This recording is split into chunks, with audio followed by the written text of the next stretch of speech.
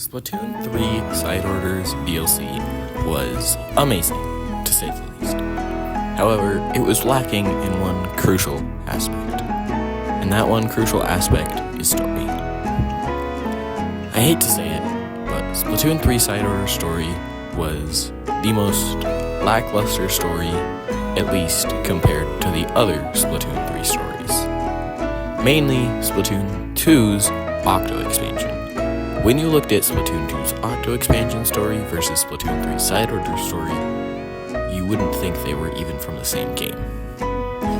Now, when we look at The Legend of Zelda Tears of the Kingdom story, then it ends up looking quite a lot better. Demon King? Secret Stone? Sacred Stone? Demon King? Demon King. Secret Stone. Because, that happened. But we don't see any overall elements in Side Order story. I highly doubt that there was even a lot of consideration put into the story of Side Order. There was only the gameplay with Nintendo's gameplay first development style, which is why we get games like Tears of the Kingdom. Now, I think in the trailers, they were going for something completely different. They were going for something a lot more along the lines of psychological and stuff like that. So, let's take a deep dive into what Splatoon 3 Side Orders expansion story could have been. Now, what we could have had was we start in a scene where, since Agent 8 was on Side Order for the thing, we could have had a scene where Marina hooks 8 into the Order machine. We would keep the overall gameplay aspect the same. Now Marina hooks 8 into the machine and then hooks herself into the machine. Pearl turns it on and then a big bright white light happens, whatever. Then, we see Pearl struggling to get 8 and Marina out of this overall world of order that Marina has created. Then, what we do is we give control to the player character in the same way that was in actual Side Order.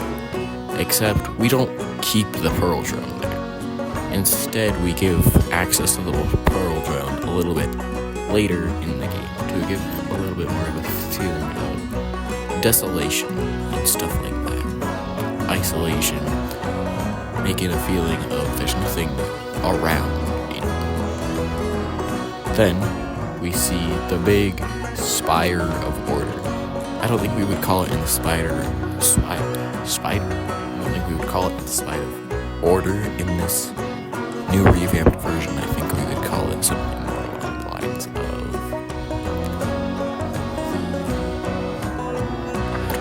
of something creative, something that makes it seem psychological, and then like the tutorial said, you go into it and you see there's an elevator, but all the buttons are taken.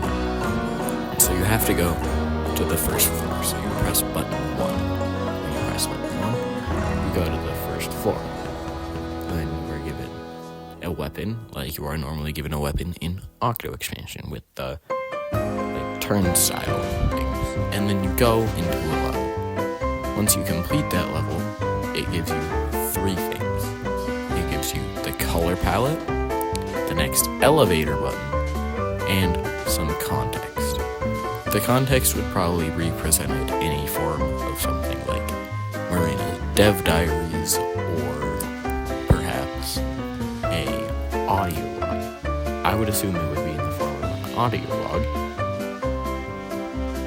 or something like 8's memories, where it shows a cutscene of Marina showing how the tower works, with each floor giving you the next elevator button, but the elevator buttons are temporary.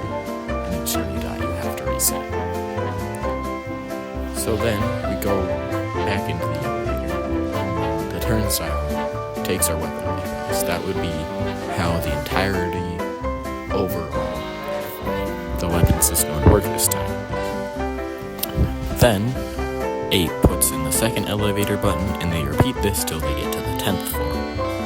On the 10th floor, we do not find Marina, and I know I'm going to pay for this, but we are not going to make Marina the main enemy, but we're also not going to make not the enemy. Instead, what we're going to do is we're going to put Smallest on that floor, and as you finally try and defeat Smallest, you see Order's overall, I don't know what you would call it, but Order's personality, I guess, kind of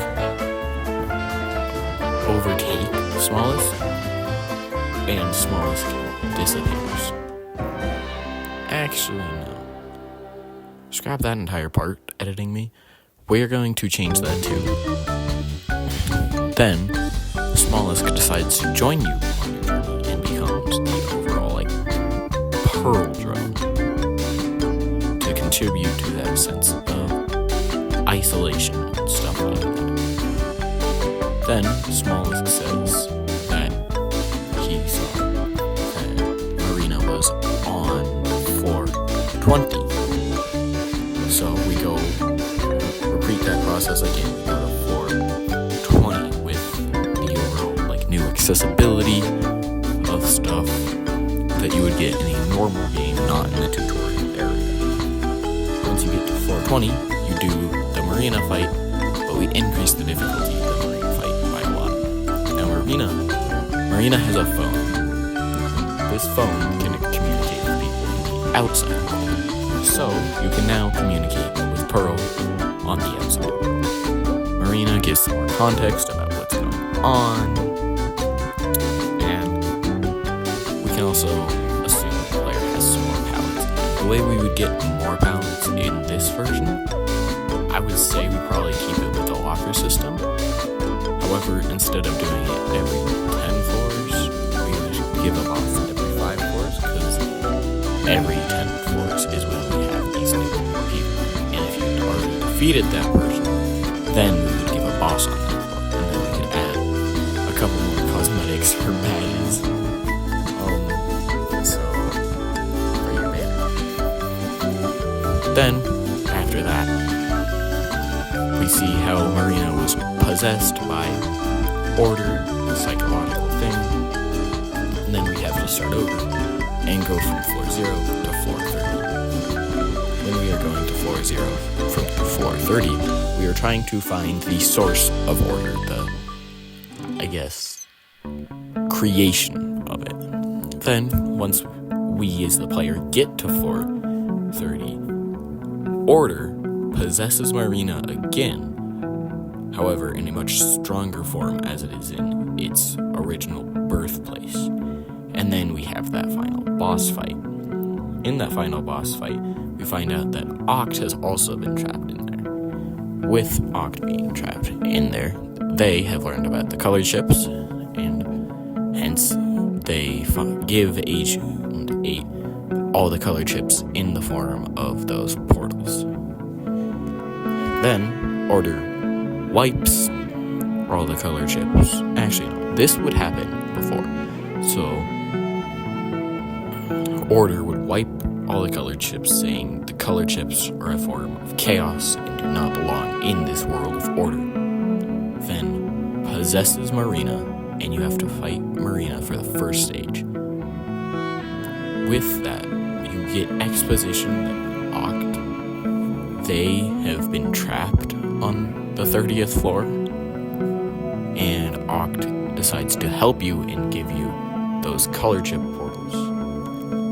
Then, after you unlock all of the color chip portals, the Scourge of Order is what I'm gonna call it. The Scourge of Order, you fight. When you're fighting the Scourge of Order, Smallest helps you in ways that Smallest can, kind of like the Pearl Drone. Then, at the very end, instead of doing the Spectrum, whatever it's called, editor, put it in, whatever it's called. So, instead of that, we would have Smolisk turn into his Overlorder form and defeat, done it is. We're gonna have phase 1 and 2. You're gonna be fighting the Order-possessed Marina with the current color chips. Then Oct does the help, yada yada. So, then you have to fight the just Order, Scored Order, whatever you're gonna call it. So, after we start fighting him, that's when Smolisk turns into his Overlorder form once you have all the color chips. You feed Smolisk all the color chips, and he turns into Overlorder. Overlorder can eventually defeat the Order, and what we do is we get on the elevator and we get out of there. That is the new and revamped version of the story. Now, how would we explain palettes in this new version of the story? Because we haven't hooked anybody else into the world. Well, I'll keep with the same aspect of Marina was trying to find a way to get the memories back, the memcakes back to their owners. So, they're, in fact, the essence of these people rather than the actual people themselves. These essences came from the memcakes, and by completing it, you take the essence out of the game, the Spire of Order, whatever. So you still need to complete that. Then once you get to 8's palette, that's when it